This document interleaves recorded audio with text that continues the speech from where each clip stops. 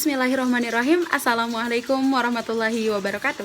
Saya Endah Awalia Wardani, NIM 111808340000189.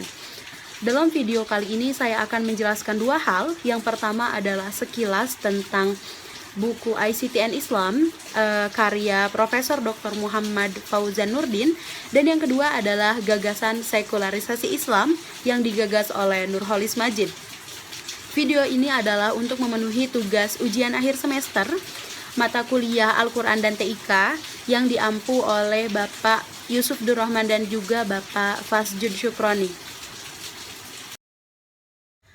Yang pertama adalah sekilas tentang buku ICTN Islam karya Profesor Dr. Muhammad Fauzan Nurdin. Baiklah, ilmu pengetahuan dalam konteks dunia modern saat ini dianggap sedang mengalami krisis spiritual. Itulah mengapa Profesor Dr. Fauzan Nurdin selaku guru besar di International Islamic University of Malaysia sekaligus sebagai pengarang dari buku ICTN Islam ini mengatakan dalam pengantar bukunya bahwa buku ini ditulis untuk memenuhi dan juga menjawab panggilan Islamisasi ilmu. Inilah juga mengapa Profesor Fauzan Nurdin menegaskan bahwa konsep falsafah ICT ini harus berlandaskan kepada nilai-nilai Al-Quran dan juga As-Sunnah. Ia menegaskan bahwa ICT ini harus dapat menjadi sarana untuk beribadah dan juga mendekatkan diri kepada Allah, juga bertauhid kepadanya. Yang mana tauhid ini adalah menjadi puncak hierarki dari ICT itu sendiri. Pernyataannya dalam bukunya, nowadays ICT or the computer has adopt the role and the function of the column. Lalu apakah benar komputer dan teknologi ini telah mengadopsi cara kerja kolam untuk menjawab pertanyaan tersebut? Firman Allah dalam Quran surat Al-Alaq, alladzi 'allama bil qalam, yang telah mengajarkan manusia dengan pena atau kolam.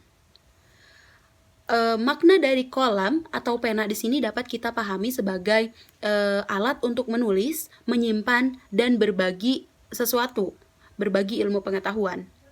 Jika cendekiawan zaman dahulu berkutat dengan pena dan juga lembaran-lembaran kertas, maka saat ini, pada zaman ini, kita dipermudah dengan adanya teknologi. Misalnya komputer. Komputer memiliki fungsi yang sama dengan kolam, di mana komputer itu adalah alat untuk menulis, menyimpan data, dan juga kita dapat berbagi melalui komputer itu. Jika sebelumnya komputer hanya memiliki dua perangkat utama, yaitu software dan hardware, Fauzan Nurdin menambahkan satu perangkat utama lain, yaitu peopleware, yang mana peopleware ini akan mengendalikan komputer tersebut agar hanya mendatangkan manfaat dan menjauhkan dari madorot. Nah, peopleware ini pun harus didukung oleh perangkat pendukung, yaitu hardware. Konsep hardware ini berlandaskan kepada hadis yang mengatakan bahwa dalam tubuh manusia terdapat segumpal darah yang mana jika ia baik maka baiklah seluruh tubuhnya, dan sebaliknya. Segumpal darah itu adalah hati. Nah, untuk memiliki hati yang baik, untuk menjadi peopleware yang baik pula, hati tersebut harus dihiasi dengan keimanan dan ketakwaan kepada Allah Subhanahu wa Ta'ala.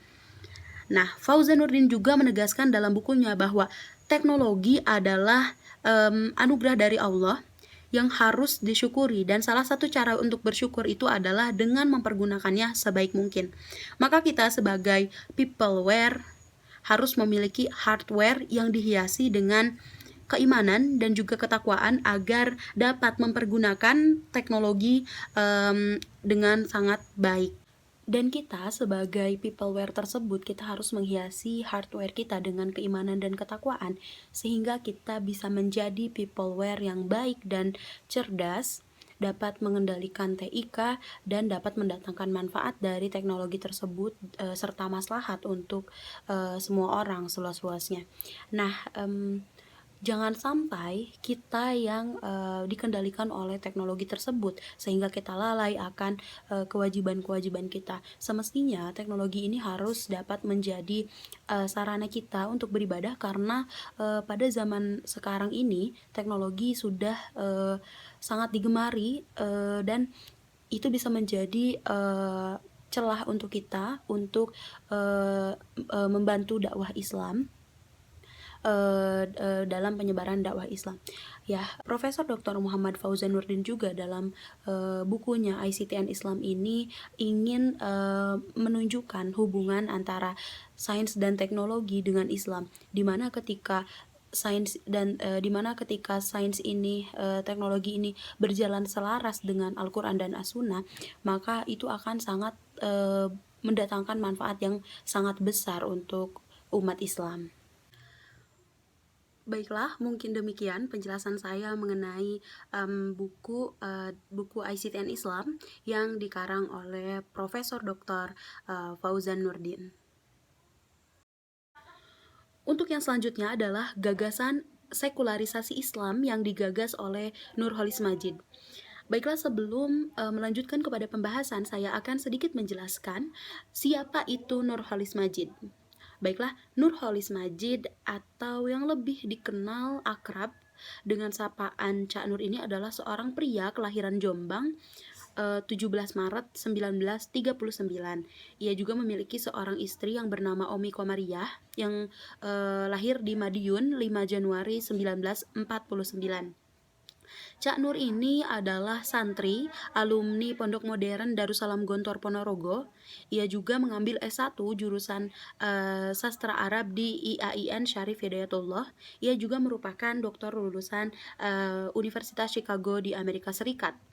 Cak Nur ini adalah seorang pemikir Islam. Ia juga seorang cendekiawan sekaligus budayawan asli Indonesia.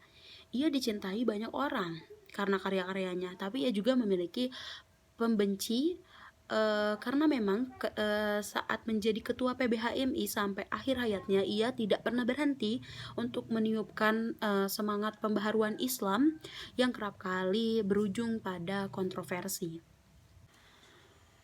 Pada tahun 1970-an, Nurholis Majid menyampaikan sebuah pidato di Taman Ismail Marzuki dengan judul Keharusan Pembaharuan dalam Islam dan Persoalan Integrasi Umat.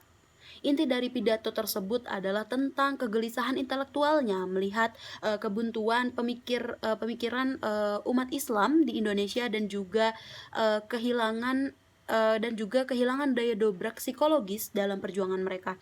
Nah, ia melihat dari bagaimana umat Islam ini tidak dapat membedakan mana hal-hal yang transenden dan mana hal-hal yang temporal.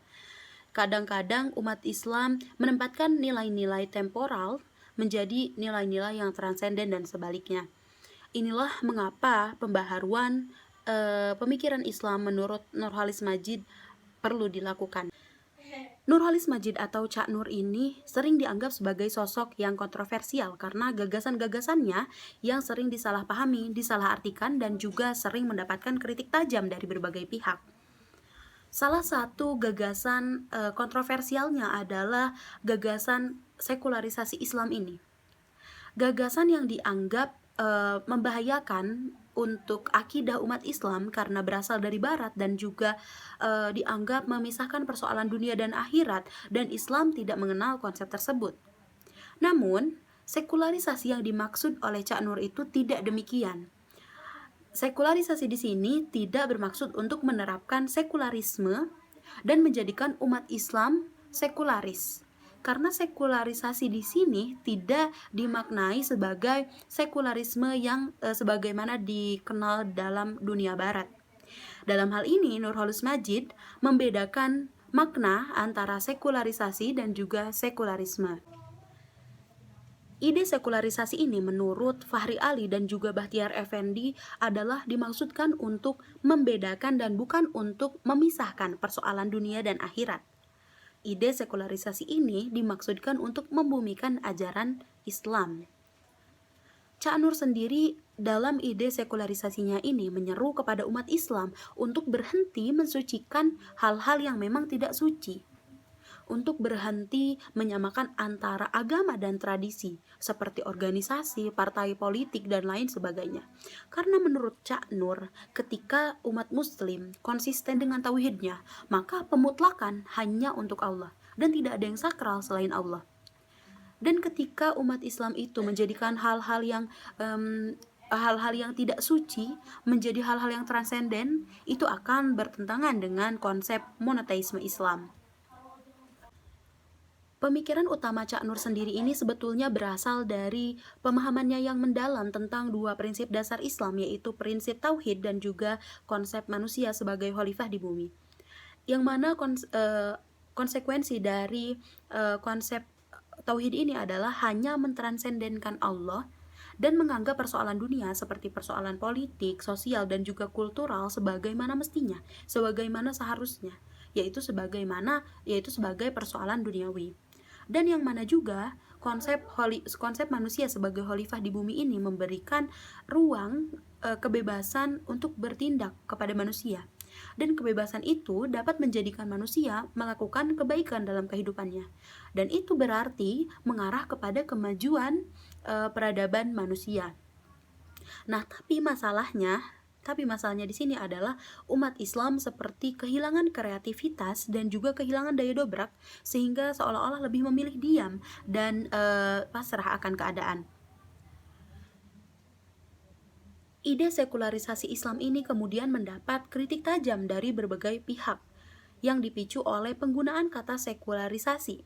Karena sekularisasi ini sering diartikan sebagai sekularisme yang sebagaimana dipahami di dunia barat. Nah, sejak dekade 80-an, Cak Nur tetap memegang teguh substansi dari gagasan tersebut meski akhirnya merevisi kata sekularisasi ini menjadi desakralisasi. Dalam mendukung gagasan sekularisasi Islam ini, Nurholis Madjid atau Cak Nur sendiri memperkenalkan jargon yang berbunyi Islam yes, Partai Islam no. Nah, dari jargon ini, Nurholis Madjid atau Cak Nur ini mengarahkan umat Islam agar selalu terfokus kepada nilai dan substansi Islam itu sendiri. Nilai-nilai yang terdapat pada Islam itu sendiri dan bukan kepada lembaga-lembaga atau hal lain yang menggunakan simbol-simbol Islam, seperti misalnya Partai Islam.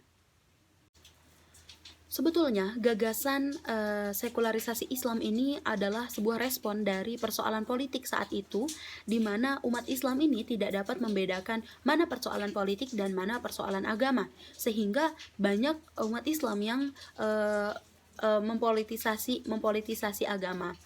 Nah, dalam artikel Cak Nur yang berjudul rasionalisasi bukan westernisasi, ia memaknai modernisasi sebagai sebuah rasionalisasi yang mengandung makna kemajuan dan perombakan pola pikir yang maju dengan menguasai ilmu pengetahuan.